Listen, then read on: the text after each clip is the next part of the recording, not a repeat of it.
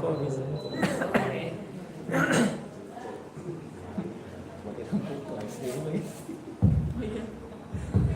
Yes, oke, kita lanjut.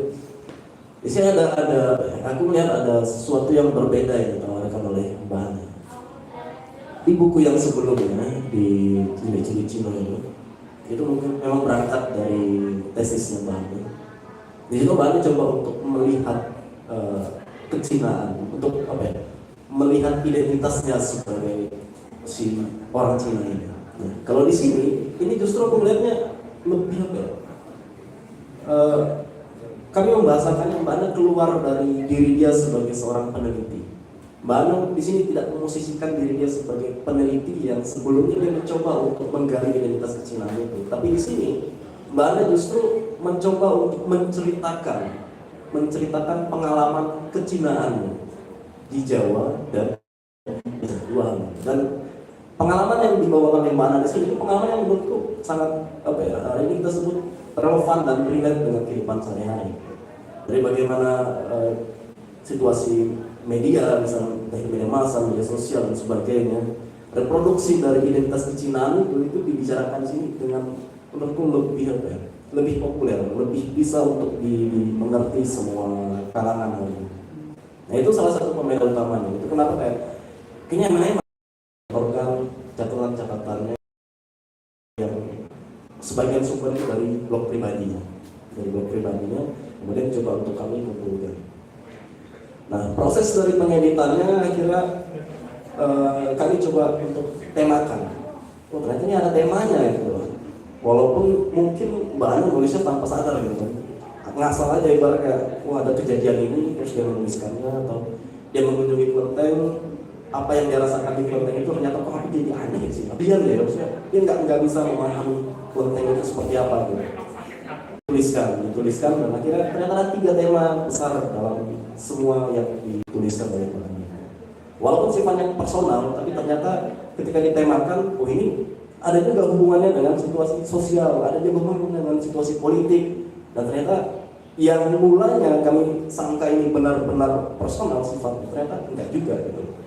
Akan ada irisannya dengan situasi-situasi sosial politik yang selama ini dari zaman kolonial sampai hari ini terus mereproduksi dari apa yang hari ini kita kenal sebagai Cina di Indonesia. Itu mungkin sebagai pengantar gitu ya. Nah, mumpung ada penulisnya di sini, aku mau coba mengkonfirmasi aja ke Mbak Ana. Kenapa Mbak kemudian berpikir atau punya ide untuk menuliskan catatan atau pengalaman semacam ini gitu? Mulanya kan sudah terbiasa dengan dirimu sebagai seorang peneliti ya, ketika mau menuliskan bahwa aku harus mengumpulkan data, aku harus melakukan riset dan sebagainya, melakukan kajian pustaka dulu baru aku bahas fenomena ini. Nah di sini kenapa Mbak Ana akhirnya memilih jalan yang mungkin agak berbeda dari diri Mbak Ana sebagai peneliti? Mungkin sih sebagai semua berarti ya, semua tulisannya ya. Sebenarnya sebelum sebagai peneliti, pertama-tama aku itu menulis dulu. Sebelum terus ke S2, sebelum benar-benar mendalami kehidupan sebagai peneliti, sebagai autoetnografer, pada awalnya aku adalah lebih ke penulis gitu ya.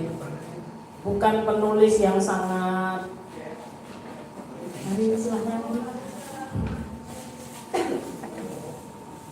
bukan penulis yang serius gitulah pada awalnya. Dan semuanya berangkat dari kegelisahan gitu. Karena gelisah, maka aku menulis untuk mengeluarkan semua unek-unek dan kegelisahan itu. Dan pada awalnya memang sarananya adalah blog dan masih dibentuk blogspot gitu. Itu dari zaman-zaman tahun 2010, 2012 itu aku mulai menulis di blog. Dan rasa tulisan-tulisan itu ketika gelisah aku tuh ingin cepat mengeluarkan, makanya aku masukkan di blog tanpa benar-benar kurasi, tanpa benar-benar baca lagi gitu. Dan itu perjalanannya berjalan selama ya sekitar 14 tahun gitu ya menulisnya. Tapi kalau di sini dari berapa ya? 2015 gitu. 15 paling lama. Paling lamanya 2015 gitu. Nah kalau dan kegelisahan sebagai orang keturunan Cina, disclaimer dulu ya, aku di sini pakai kata Cina gitu dibanding Tionghoa gitu ya. Karena aku merasa itu lebih nyaman, lebih enak gitu lah untuk keluarnya. Kegelisahan sebagai keturunan Cina itu adalah kegelisahan yang kubawa sepanjang hidup, yang menjadi skripsi, menjadi tesis, dan itu menjadi apa ya, selalu menjadi pertanyaan gitu. Kenapa sih dibedakan pada awalnya? Kenapa sih aku beda dari tetangga-tetanggaku? Atau seperti yang aku tulis di buku pertamaku, kenapa sih tetanggaku nanyanya cilik-cilik Cino, sok gede mah dadi opo? Masih kecil udah Cina nih, besok gede mau jadi apa sih? Kayaknya sudah tidak ada masa depannya gitu. Jadi kegelisahan dan pertanyaan-pertanyaan itu terus kubawa, dan kalau di buku ini jadi ada momen-momen kunci gitu ya, ketika identitas sebagai kecinaan itu mencuat, terasa lebih dominan dibandingkan identitas lain. Dibandingkan misalnya aku sebagai perempuan, dibandingkan misalnya aku sebagai orang kelas menengah misalnya, atau dibandingkan aku sebagai akademisi. Ada momen-momen seperti misalnya demo kemarin Agustus yang menjadi salah satu pemicu mengapa aku banyak menulis tentang pengalaman kecinaan. Demo di Indonesia itu selalu membawa trauma buat saya dan mungkin buat teman-teman keturunan Cina yang lain gitu. Karena pengalaman 98 terutama mungkin ya, kalau untuk saya, di mana saya sudah sadar gitu, yang diserang adalah pasti orang keturunan Cina. Salah nggak salah, nyambung nggak nyambung sama isunya, pasti kena gitu. Apalagi di rumah keluarga saya punya toko gitu. Kekhawatiran bahwa mungkin nanti terjadi kerusuhan lagi, atau mungkin nanti terjadi apa-apa, itu adalah kegelisahan yang selalu muncul gitu. Nah itulah yang menjadi salah satu motivasi gitu ya, kenapa terus saya banyak menulis, terutama catatan-catatan tentang pengalaman-pengalaman mengenai kecinaan saya gitu. Oke. Tadi sempat dibahas sama Mbak Anu. Ada satu kata yang memang ketika aku kemarin mengedit naskahnya itu selalu ditemukan hampir di setiap catatan. Kata takut itu. Dengan berbagai turunan, takut, ketakutan, menakutkan dan sebagainya. Hampir ada di seluruh teks dalam buku tersebut. Dan kepikiran ini memang memang jadi satu yang diwariskan dari peristiwa kelam sejarah bangsa ini, negara ini, gitu. Dan nggak bisa kita elak, dan kita nggak bisa juga mengatakan bahwa ketakutan ini akan hilang dengan begitunya, akan mereda dengan begitunya. Ini bukan sesuatu yang bisa dijamin dalam waktu yang bisa kita tentukan. Sehingga ketika aku membaca ini, aku selalu menemukan kata itu terus diulang oleh Mbak Ana dalam berbagai macam fenomena yang diceritakan di sini. Terutama ketika aku memosisikan Mbak Ana misalnya atau para perempuan lain sebagai sebagai subjek dari, pertama subjek perempuan yang hidup dalam lingkup patriarki. Kemudian yang kedua, subjek perempuan Cina yang juga hidup dalam lingkup patriarki. Nah itu kenapa ketika aku melihat buku ini, ada subjek perempuan ini mengalami sesuatu yang sangat kompleks. Dan ditambah lagi dengan ketakutan, kecemasan dari berbagai peristiwa-peristiwa kelam yang terjadi di masa lalu itu. Nah jadi pertanyaanku Mbak Ana,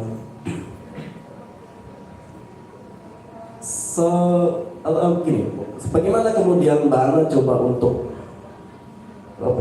membicarakan ketakutan itu, tapi di luar dari bingkai dari apa yang selama ini diwariskan antar generasi itu. Karena di beberapa catatan kemudian Mbak Ana bisa untuk mendefinisikan ulang ketakutan yang ada dari Mbak Ana sebagai orang Cina, terus sebagai perempuan Cina yang hidup hari ini. Nah itu mungkin menjadi pertanyaan ke Mbak. Kita coba mulai dari ini, esainya Yono tentang Yono Bakri. Oke. Nah, jadi ketika di esai itu aku senyum-senyum sendiri membacanya. Pertama, saya jujur aja ya teman-teman, Aku juga keturunan Cina, walaupun orang tidak akan percaya sebenarnya dari Cina, dari mana Cina. Nenekku Cina, orang Kalimantan. Nenekku Cina, marga aku Liu. Tapi jujur, aku jauh lebih merasa terasing dari kebudayaan Cina karena kami udah nggak melakukan praktik budaya itu lagi. Gitu. Aku nggak tahu alasannya apa dan nenekku memutuskan hal itu. Sampai akhirnya kami generasi kedua dari nenek itu udah sama sekali terputus berjarak dan aku cuma tahu marganya aja udah. Jadi ketika aku nonton stand up comedy-nya Yono Bakri gitu, aku bingung untuk apakah aku harus merasa terhina sebagai keturunan Cina yang terasingkan ini, atau aku harus gimana ya gitu merespon stand up comedy-nya gitu mulanya.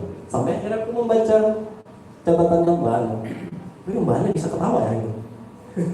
Mbak Ana bisa ketawa gitu. Oh ternyata Mbak Ana coba untuk menghadirkan bagaimana situasi dari relasi kuasa yang selama ini terjadi di masyarakat kita. Meski masyarakat Cina mengalami diskriminasi yang berkepanjangan, tapi ternyata ada banyak teman-teman dari suku lain pun ternyata kayak mereka mewariskan juga anggapan-anggapan yang sama tentang diskriminasi tersebut gitu. Maka ketika Yono coba untuk menyebut bahwa selama ini kata Yono dalam kehidupanku relasi antara aku orang Jawa katanya dengan orang Cina itu cuma sebatas majikan dan karyawan, sebatas di situ. Tapi ketika aku menikah dengan orang Cina, jadi Yono menikah dengan orang Cina Pontianak, tempatku juga kebetulan. Dia menikah dengan Pontianak, dia bilang akhirnya aku bisa menggeser relasi itu gitu. Sudah bukan antara majikan dan karyawan. Setelah menikah nanti gitu ya, ternyata akan ada nanti orang Cina yang mencium tanganku gitu ya. Nah itu dia mencoba membalikkan relasi tersebut, tapi dengan relasi personal yang dialami gitu. Mulanya aku bingung apakah akan sensitif atau tidak gitu hal ini. Tapi ternyata ada cara lain untuk melihat fenomena semacam ini dan itu yang ditemukan di esainya Mbak Ana. Nah mungkin di sini Mbak Ana bisa jelaskan sejak kapan akhirnya bisa melihat fenomena semacam itu, tapi dengan sudut pandang yang Mbak tawarkan di sini gitu. Nah itu menurutku menarik sebenarnya itu. Sebagai orang yang sangat mengulik identitas kecinaan selama mungkin sekitar 10 tahunan ya, aku itu mulai merasa bosan dengan narasi-narasi bahwa orang Cina itu korban.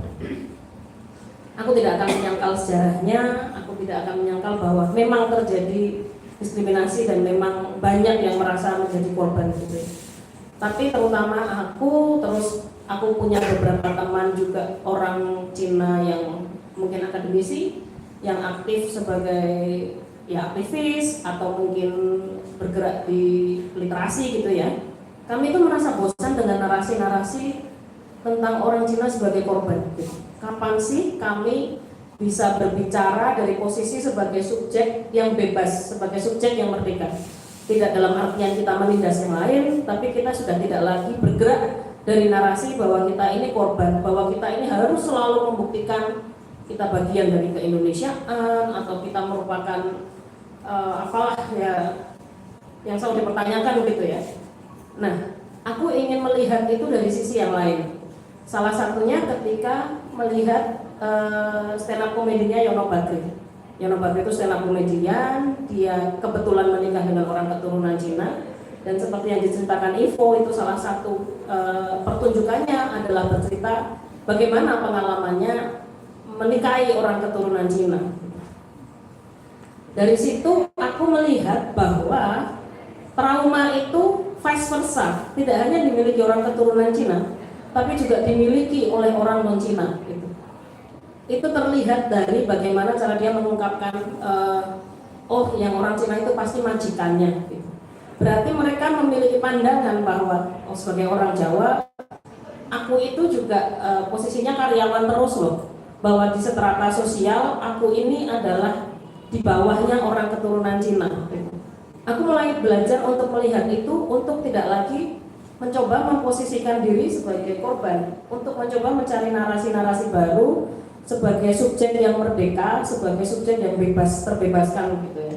Jadi tidak lagi bergerak dari masalah trauma, dari masalah ketertindasan atau diskriminasi. Tidak bisa disangkal bahwa aku memang generasi baru yang sudah tidak mengalami secara langsung gitu kerusuhan-kerusuhannya. Bahkan kemarin ketika demo Agustus 2025, aku merasa bahwa negara ini sudah bergerak dengan lebih baik, masyarakat ini sudah bergerak dengan lebih baik gitu. Sudah tidak lagi menyerang orang keturunan Cina, sudah lebih jelas literasinya, sudah saling melindungi, sudah yang promosi kampanyenya adalah warga jaga warga gitu ya. Jadi kita tidak lagi berbeda dengan teman-teman kita yang lain gitu. Ada pengalaman juga dan kayaknya aku ceritakan juga di buku bahwa aku tahun kemarin sempat syuting film tentang kecinaan juga, dan sempat ada obrolan dengan beberapa rekan sesama pemain yang sama-sama orang keturunan Cina. Ketika bertemu pastilah bercerita tentang bagaimana masalah-masalah yang kita hadapi secara birokrasi, secara ketakutan ke depannya macam apa gitu. Kebetulan di situ ada kru yang mendengar, dan kru itu orang Toraja gitu.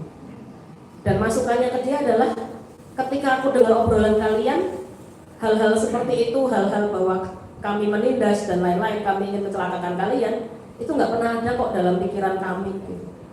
Di situ aku berangkat, jangan-jangan kita orang Cinanya ini sendiri juga punya prasangka ya keluar bahwa kita ini jangan-jangan juga mendiskriminasikan orang lain gitu, dengan cara ketakutan, dengan cara memandang mereka secara stereotip bahwa orang bukan Cina pasti penjahatnya gitu misalnya. Itu pun juga adalah stereotip yang kita bawa gitu ya.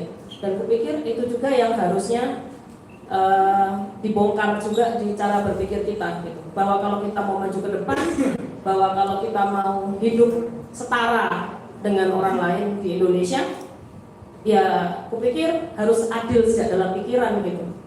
Tidak hanya menuntut perlakukan kami dengan setara, tapi juga kita mulai dulu deh dengan memperlakukan orang lain tidak dengan prasangka. Kupikir gitu ya caraku memposisikan diri sekarang gitu, tentang memandang relasi antar aku dan orang yang bukan keturunan Cina misalnya. Sama orang Jawa, dia mengistilahkannya ini second hand minority gitu untuk pasangan kami ini. Mereka menjadi ikut minoritas, menjadi ikut dipandang sebelah mata gitu ya, hanya karena terhubung sama kami gitu. Temanku Agnes ini ketika sama suaminya ke toko oleh-oleh, Agnesnya masuk, suaminya didatengin, ini nganter tamu ya gitu. Hal-hal ini nih yang sekarang kulihat dan kujadikan semacam senjata gitu ya. Aku misalnya tampil gembel pun mungkin masuk ke toko luxury tidak akan dengan sebelah mata dengan pelayan tokonya gitu. Sama-sama nggak punya uang gitu ya, itu adalah mukaku udah muka BCA prioritas gitu. Cuma lewat disuruh nabung gitu. Padahal ya dompetnya nggak ada isinya, tapi ya ini adalah keuntungan yang bisa kumanfaatkan, identitas yang bisa kumainkan, kugunakan untuk keuntunganku gitu. Ketika akhirnya ya berdamai mungkin ya, tidak melihatnya sebagai burden, tidak melihatnya sebagai beban, tapi melihatnya sebagai keuntungan atau identitas yang bisa kumain-mainkan di situasi tertentu.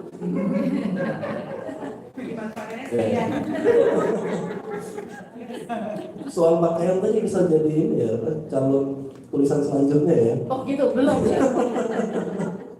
Ya ini sebenarnya memainkan ini logika pasca kolonial orang Indonesia gitu. Kita menyadari orang-orang berpikirnya dengan tidak setara, kita mainkan saja gitu logika pasca kolonialnya. Ya, benar. Oke teman-teman, jadi kita sambil nanya. Iya boleh. Oke, Kita buka diskusi aja. Biar nggak kayak ngobrol berdua aja gitu. Mungkin teman-teman ada yang mau bertanya juga ke Mbak Ana terkait apapun. Oke, tuaku. Nah, ini dong. Makasih, nama saya Haris Kio. Saya pengamat serta budaya urban sekalian. Jadi saya pakai yang pertama tadi antara Tionghoa dan Cina. Memang di generasi milenial itu seolah-olah enteng. Tapi di generasi di atas milenial itu ada satu trauma kesakitan yang tidak mudah dilupakan. Di Jawa sangat berat, tapi kalau di luar Jawa ada masalah. Nah ini konteks mengatakan Cina ini saya berharap agak hati-hati, karena begini, perkumpulan kami sangat identik dengan Tionghoa. Saya lebih senang memakai Tionghoa karena Cina itu lebih mendiskusikan kita sejak 18 tahun ini setelah kita itu menjadikan bahan sehat. Mungkin di zaman milenial anak muda tidak merasakan itu. Nah, perjuangan kita sudah kurang lebih 30 tahun lebih ya, 30 tahun di Huawei. Nama perkumpulan tidak saya Huawei. Itu saya berjuang dari pintu ke pintu, dari dinas ke dinas, dari SMA ke SN, bahwa saya menginginkan tidak dengan narasi Cina. Nah, tapi perkembangan zaman saya bisa memahami. Tapi luka ini tidak boleh dilupakan. Bangsa Indonesia adalah bangsa yang memiliki sejarahnya. Dengan sejarah dia bisa menggaris ketidakbenaran di dalam sejarahnya. Jadi bagaimana bangsa Tionghoa ini akan dirujuk Jakarta, di Jawa, atau Indonesia menyelesaikan masalah ini. Memang kalau sejarahnya kita diskusinya disebut bangsa Cina, karena Cina itu besar, bangsa Cina itu besar sekali. Tetapi nanti jumpa perkataan Cina ini sangat menekan kita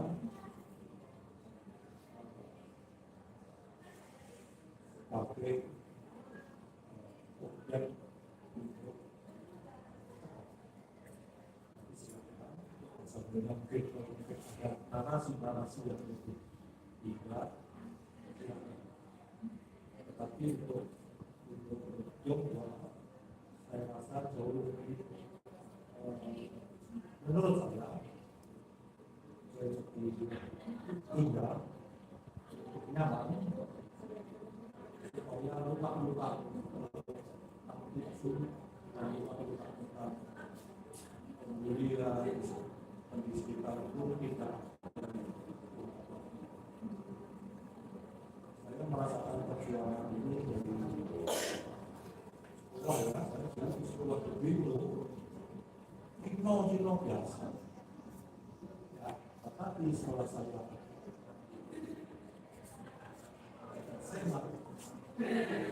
penting waktu kedua diisi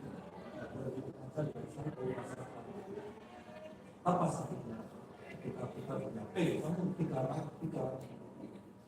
nama ya saya itu dibuka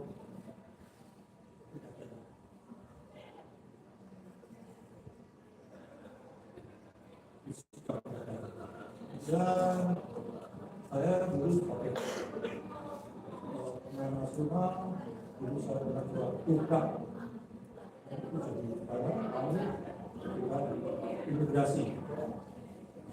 Dibedakan antara golongan Tionghoa dengan golongan bumi yang golongan bumi adalah 25.000 yang golongan juga untuk lulus 125.000. Kan tidak saya ini berjuang untuk Indonesia.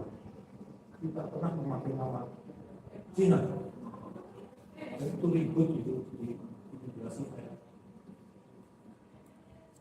Dari situ saya menolak kata-kata Tionghoa dan Cina. Jadi milenial juga bisa menghargai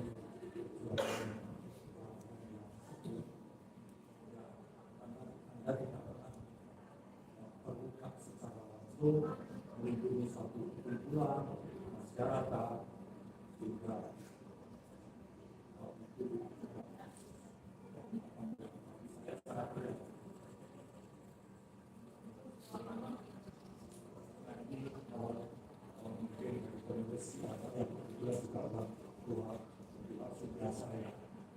saya sangat berat.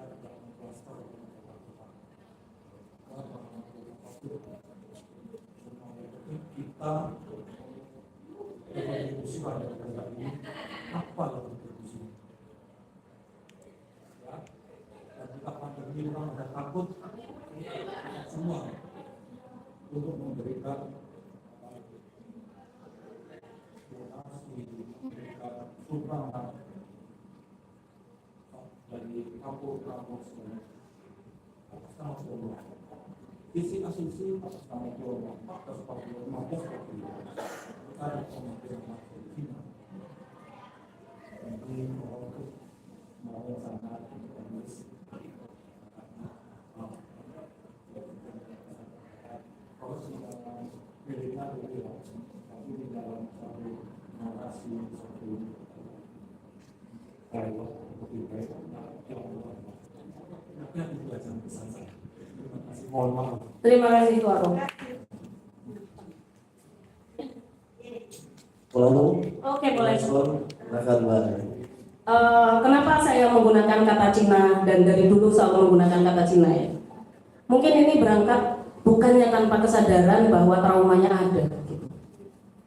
Mungkin kita bisa lihat bahwa identitas itu sangat interseksional gitu ya, bertumpuk-tumpuk. Identitas yang saya punya, saya orang keturunan Cina hanya karena muka.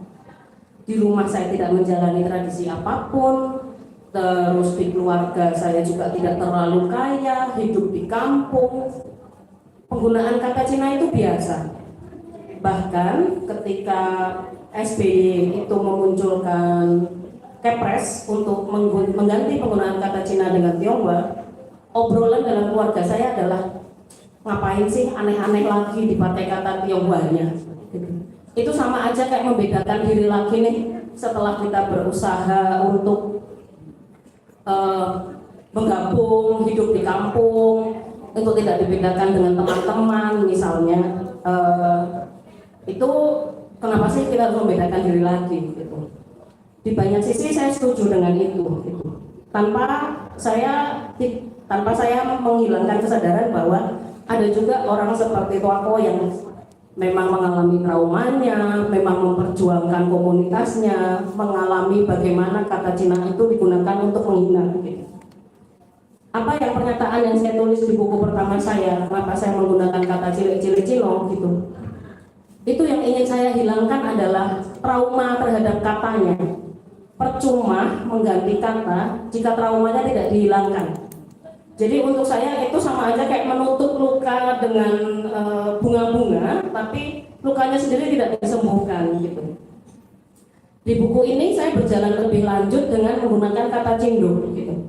Kata Cindo itu adalah Cina Indonesia yang ngetren di media sosial, yang digunakan oleh anak-anak mungkin lebih di bawah saya lagi Gen Z untuk menyebut dirinya, dan mereka menyebut dirinya dengan bangga Cindo gitu.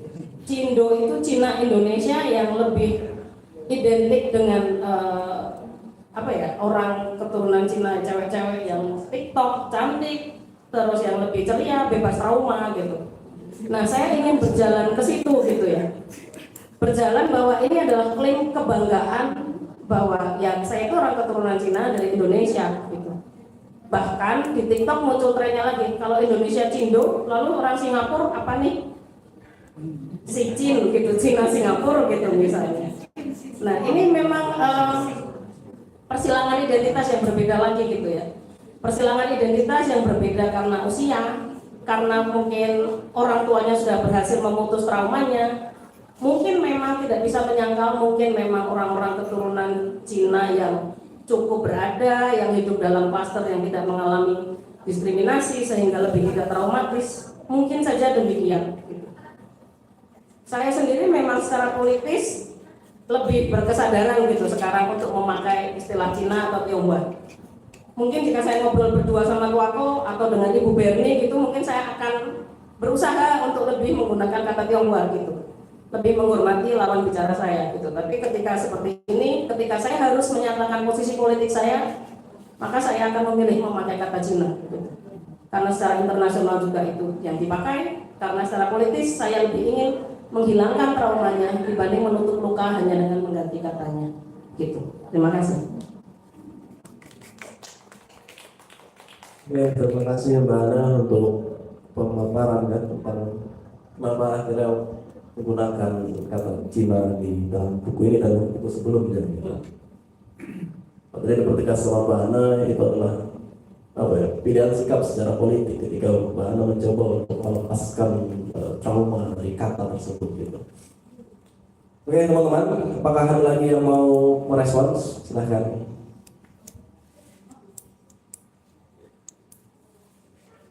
Terima kasih. Mohon izin bertanya, nama Reki dari Jogja. Begini Mbak Ana, minta pendapat aja ya. Saya mungkin orang awam dan terlalu awam mengenai kalimat Made in China. Itu secara psikologi hanya untuk menarik atau benar begitu atau bagaimana? Terima kasih.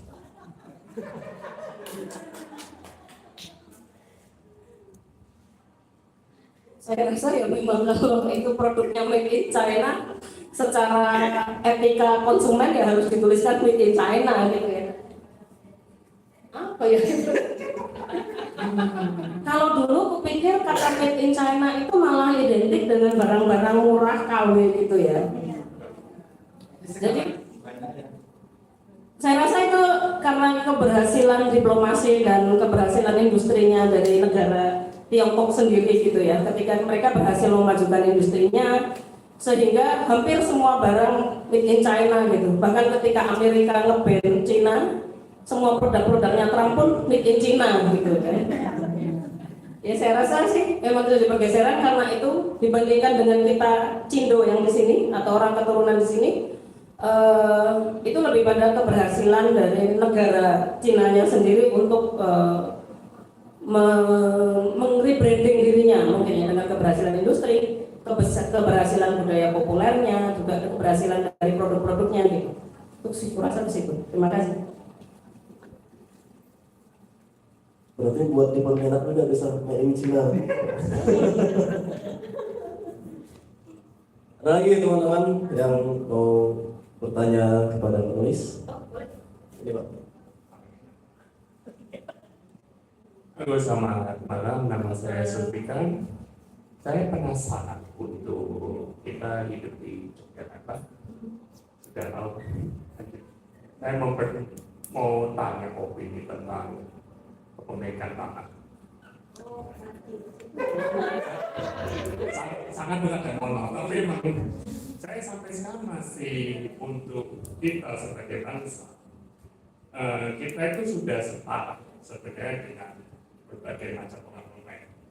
Cuma kadang-kadang saya masih merasa aturan ini itu saya masih merasa saya di kelas 2 oleh gubernur saya dan oleh raja saya, 2 in 1.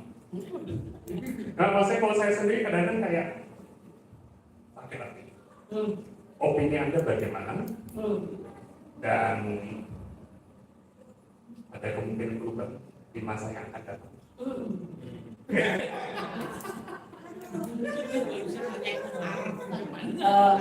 Ketua Kol nanti akan berpendapat, tapi mungkin sepengetahuan saya dulu, disclaimer ya.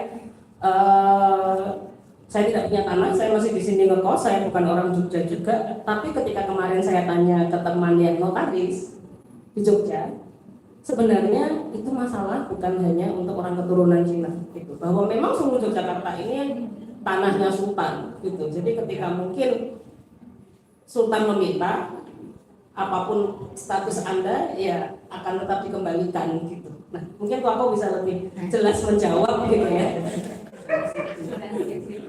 Kita beri pada pakarnya. Oh, terima kasih. Saya senang sekali dengan si Ana ini, luar biasa. Letup ya. Belum pernah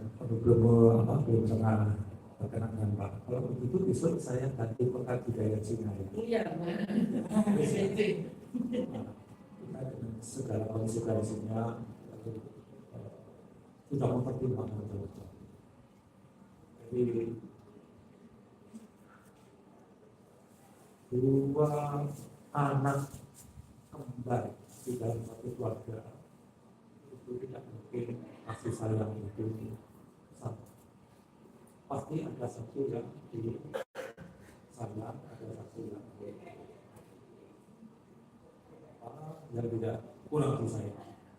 Apalagi di dalam satu masyarakat bermacam-macam. Kemudian etnis Tionghoa ini kita berjuang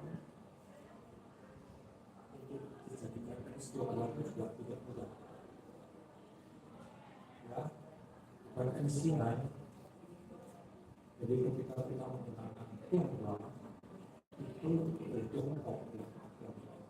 Tapi untuk mereka itu oke, bisa kita terima.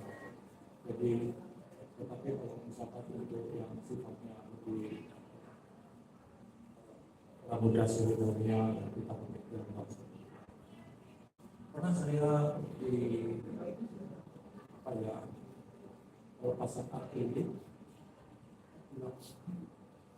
tanpa sadar muslim itu bisa ini saya final teman tapi tidak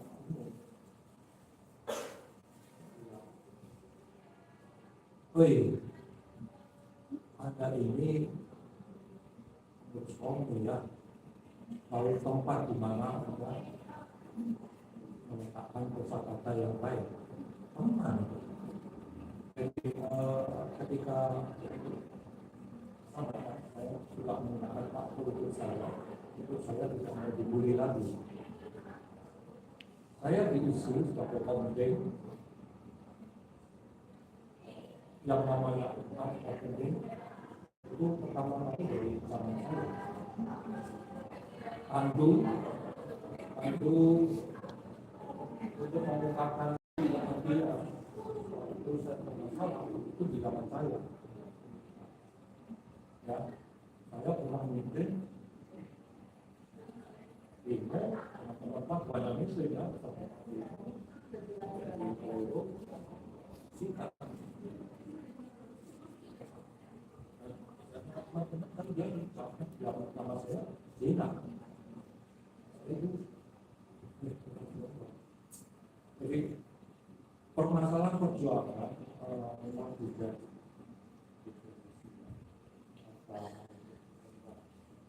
senang sekali dengan ada senang sekali masalah ini dibawa bicara. Saya hanya perjuangan kita untuk yang dua itu sudah kita belum tahu perjuangan. Terima kasih.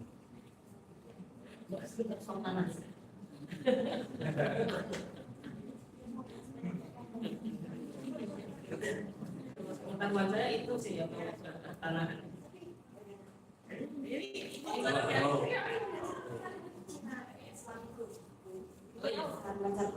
Nggak tahu pacarmu siapa? Iya, aku perkenalkan, nama aku Mary, aku berasal dari Batam. Ya, Cina Cina hitam. Jadi, Kita jadi aku tahunya dari pacarku itu kan, yang Orang Jogja. iya orang Jogja. Jadi dia tuh cucunya Lijong itu loh, Ci. Nah, itu kan Kenalan dulu. kan rumahnya tuh udah dijual sih, rumahnya di situ.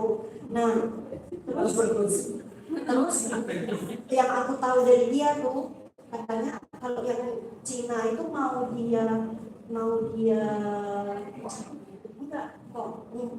dia itu nggak ada duit atau ada duit pasti itu dijadiin kelas 2 kan.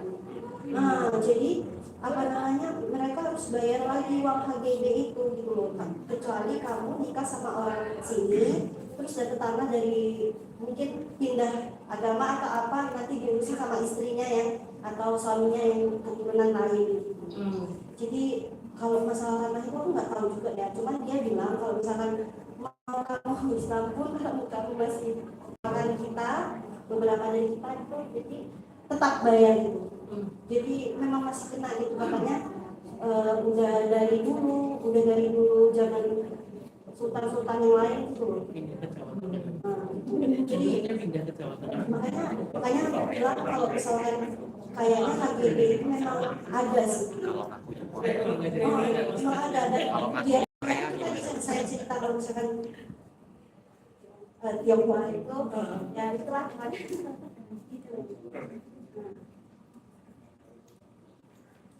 Nggak tahu sih.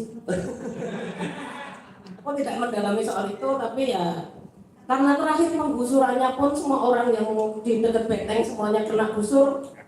Ya, aku pikir akhirnya ini tidak jadi masalah orang keturunan saja gitu ya, Cina ataupun Tionghoa. Jadi mungkin juga ada teman yang di Sleman punya istri orang Indonesia, orang Jawa gitu, berhasil gitu meng-SHM-kan tanahnya. Tapi ada juga yang tidak. Tapi terutama kota ya. Entah kalau Sleman atau Kulon Progo mungkin gitu. Karena ketika dituntut pun asalku dari Jogja, dari Jogja Abi. Ya, dari Jogja.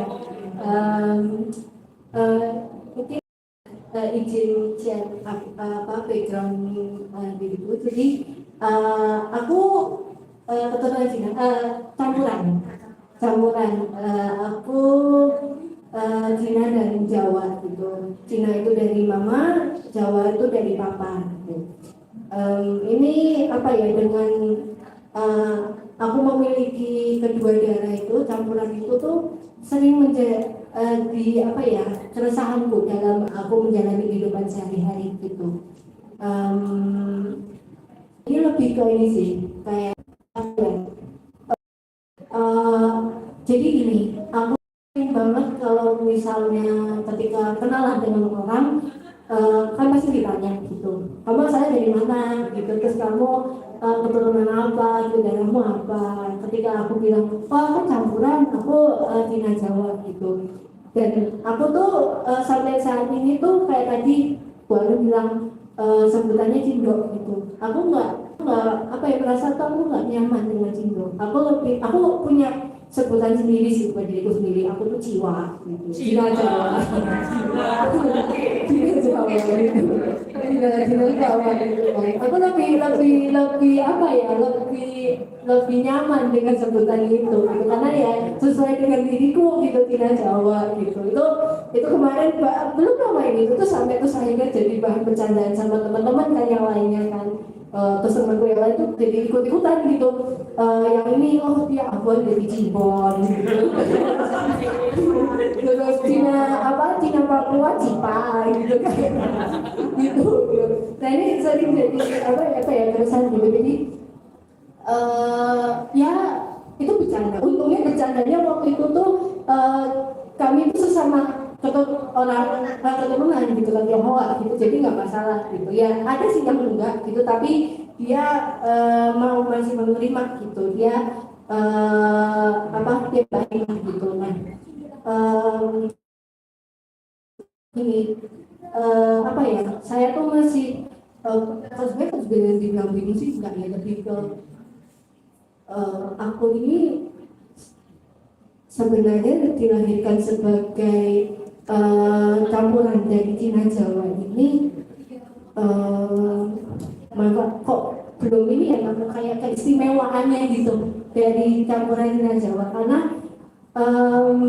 saya tuh pernah ditanyain sama teman itu begini, tapi kamu kalau disuruh milih, kamu mau ngikut budaya Cina atau Jawa?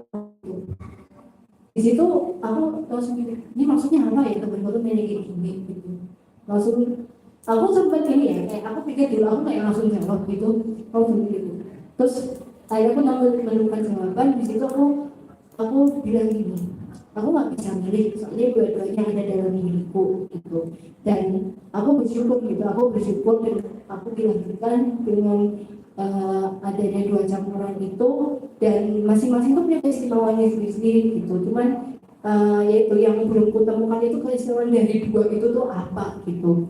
Nah terus sampai ini nih, mungkin nanti Bu Ana bisa sharing dari pengalamannya Bu Ana ya. Aku tuh sering ini, jadi kayak kadang kalau aku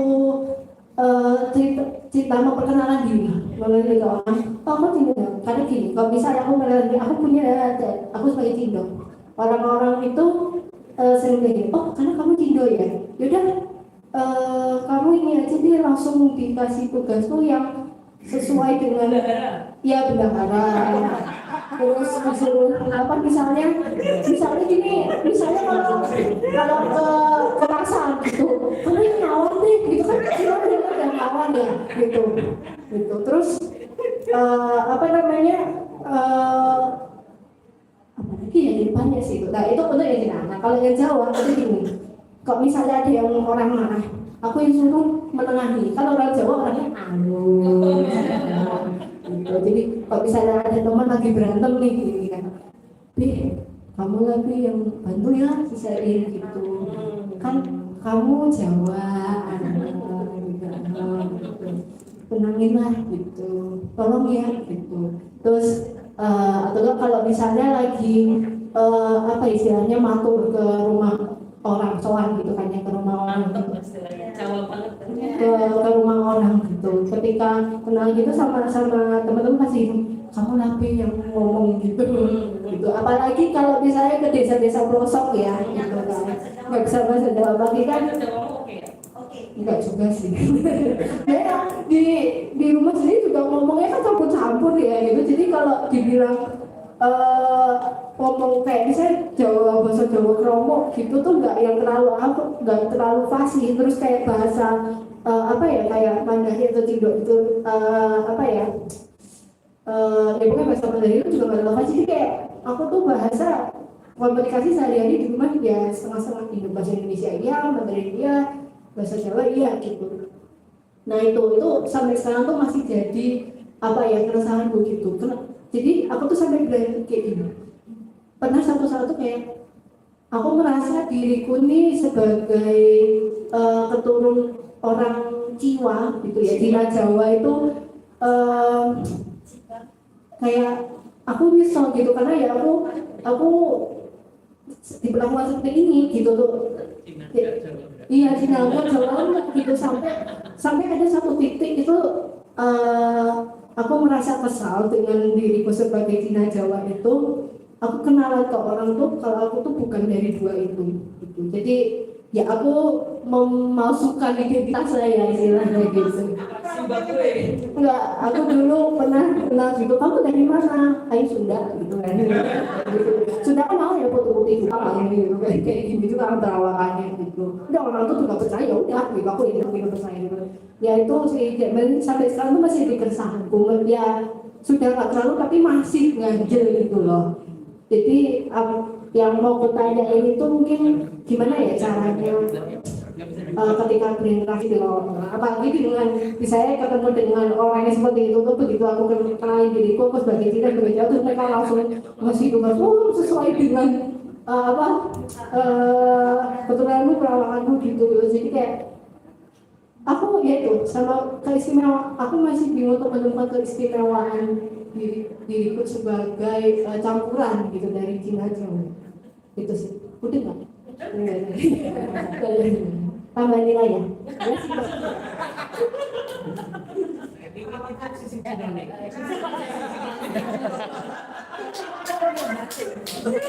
Negosiasinya langsung keluar. Ini jadi model kuliah.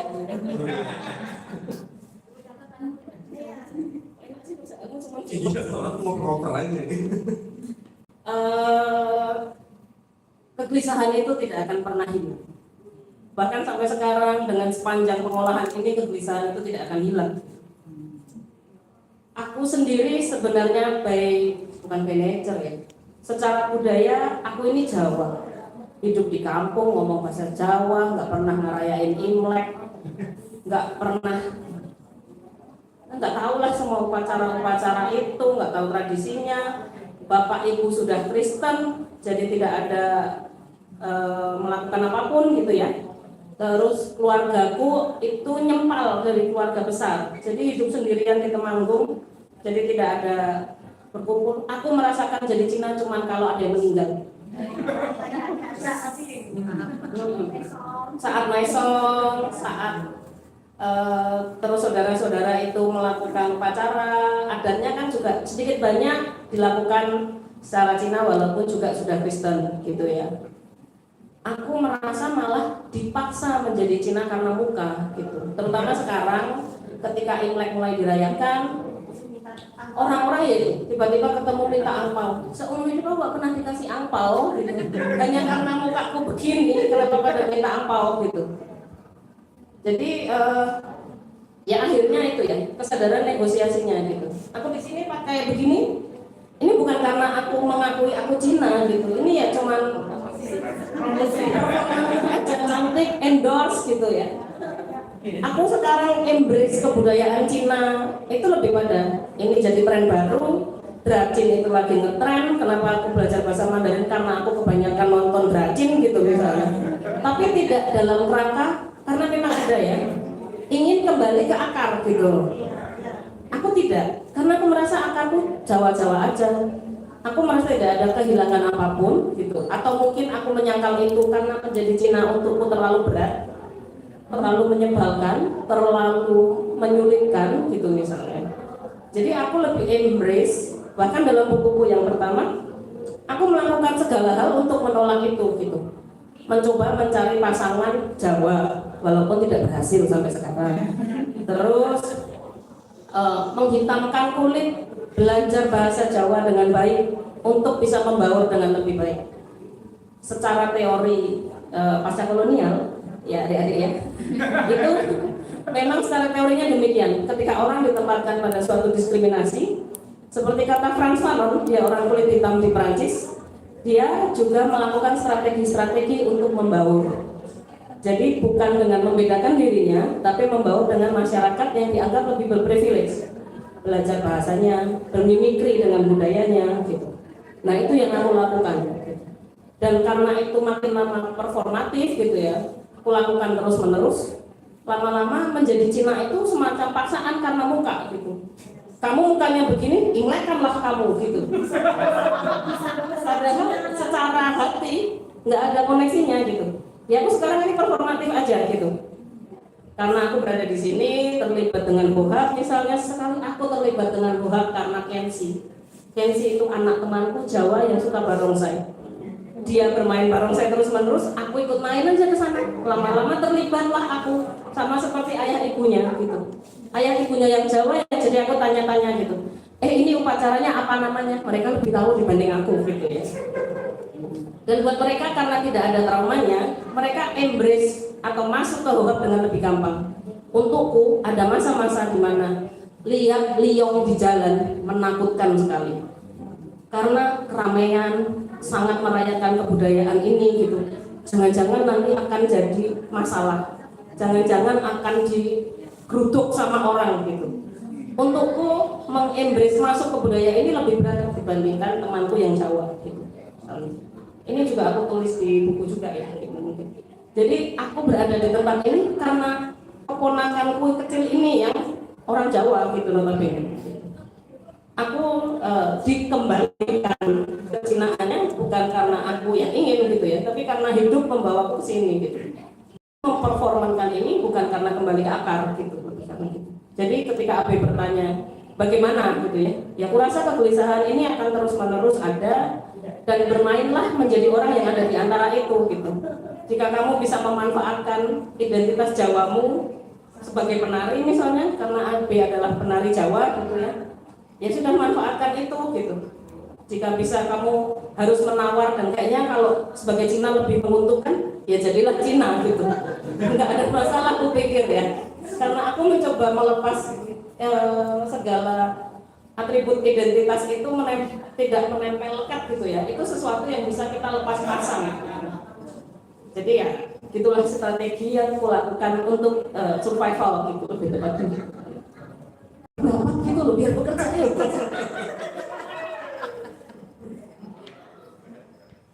Dapat nilai berapa tadi, Pak? Ya nanti tambah 3 poin. Teman-teman, kita satu orang lagi kalau masih mau bertanya. Oke, Bapak.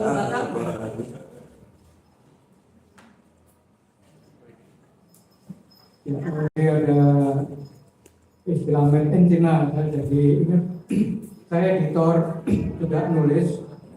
Nah, belum lama ini mengedit naskah novel remaja gitu. Di situ ada ilustrasi tokohnya itu sedang menulis dengan laptop yang pakai stikernya itu Partai Komunis Cina. Terus saya bilang gini, kamu nganu ya pakai AI? Iya, kok tahu? Pakai DeepSeek ya. Jadi mungkin AI itu gitu ya. Ketika si penulis memasukkan permintaan kan, karena itu DeepSeek made in China, jadinya stikernya Partai Komunis Cina ya. Dan terus aku, wah ini harus diganti. Akhirnya antisipasinya ya saya ganti One Piece. Nah, pertanyaan saya mungkin ringan aja. Misalnya saya tadi datang terlambat, jadi 20 menit dari pukul 19. Jadi nggak tahu kalau mungkin tadi udah cerita soal bukunya, tapi mungkin saya ingin dapat cerita latar belakangnya penulisan buku, kemudian sebelumnya apakah Mbak Ana juga menulis juga. Nah yang ini kenapa mungkin ada tantangan juga gitu. Ketika menulis itu mungkin sudah mengkomunikasikan ke teman-temannya bagaimana respon gitu. Gitu. Ya terima kasih.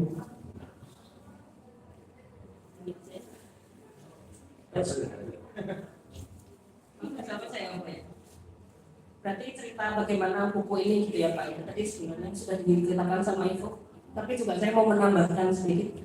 Kalau dari sisi saya, buku ini sebenarnya awalnya saya menulis karena yaitu demo Agustus kemarin. Demo Agustus itu karena saking gelisahnya, saya menuliskan series tulisan catatan harian Cindo itu.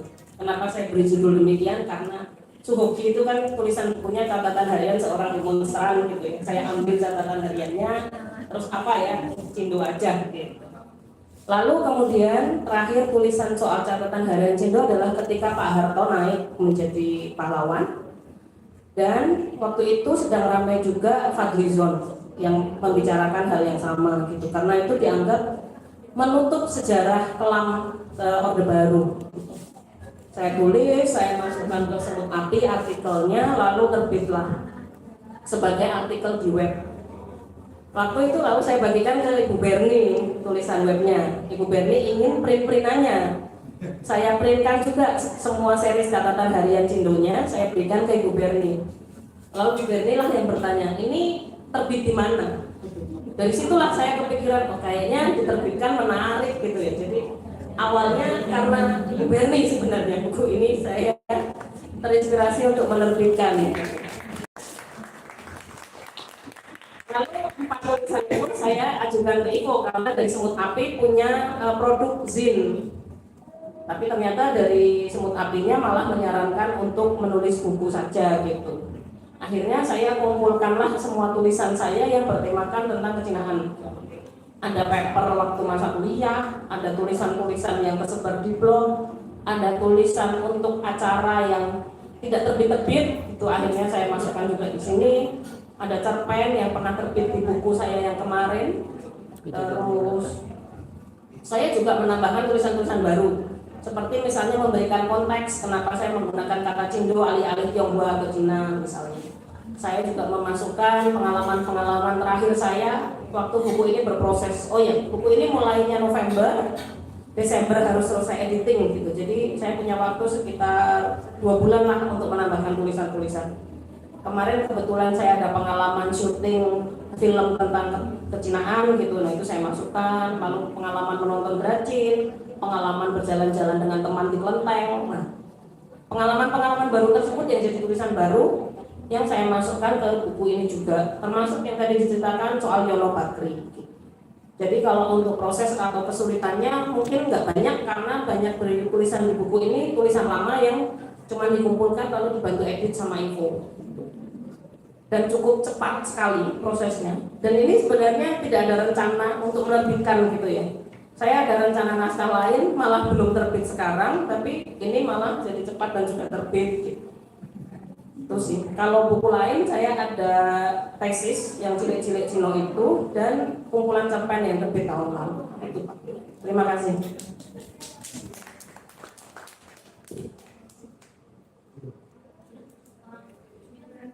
Oke teman-teman, mungkin itu tadi pembahasan kita terkait buku ketiga dari Mbak Anisaka yang judulnya Catatan Harian Cindo yang diterbitkan oleh penerbit Semut Api. Karena kita sudah 1 jam lebih, jadi ada baiknya kita akhir terkait buku Mbak Ana dan turunannya tadi yang lumayan padat ya, kayaknya kemana-mana, tapi asik, menambah pengetahuan baru, ya menambah dialektika lah dalam pembahasan buku ini. Oke teman-teman, saya Ivo Trias selaku yang mengedit dan memoderatori acara malam ini, menyampaikan terima kasih yang sebesar-besarnya telah daftar, telah datang dan hadir sampai detik ini. Pada mungkin mau beri apa ya, ibaratnya kalau percikan apa kemarin kalau biasa pengunjung acara itu closing statement, menarik sekali ini closing statement yang ini bisa kita ingat lagi untuk Imlek tahun depan. Harus tahun durasi ingatan ya Mbak, ini yang menggugah gitu. Terima kasih. Waduh. Ya kata-katanya Jangan lupa cukup. Sudah cukup. Terima kasih semuanya untuk kehadirannya. Terima kasih. Oke teman-teman, Dan berbagi di sini. terima kasih. Sehat selalu dan sampai jumpa di Untuk sewa handphone bisa ke Kahlia. untuk membeli buku dari situ. Buku bisa didapatkan di depan jika ada yang masih mau. Oh iya, tanda tangan juga boleh.